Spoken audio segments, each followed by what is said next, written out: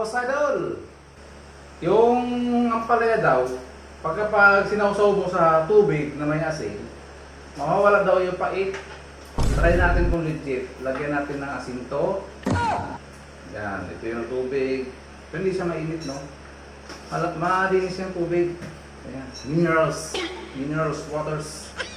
Nilagyan ko siya ng asin. Tunawin daw ng konti. Napanood ko lang to, no? Tingnan natin kung legit. Yung ampalaya daw, ilalagay natin dito. Ganyan. Ayan.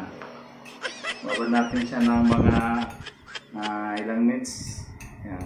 Ganyan lang natin. Para ma-absorb na daw yung asin.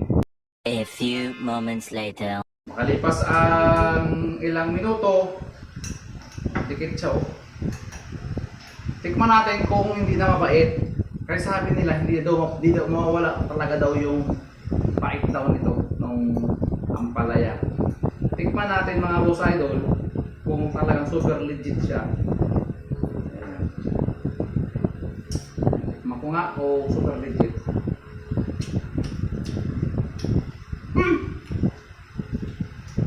Nawala yung pait! Galing!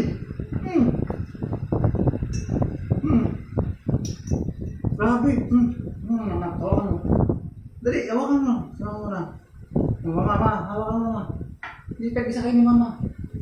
Sabay kayo, sabay. Sabay-sabay tayo tatlo. 1, 2, 3.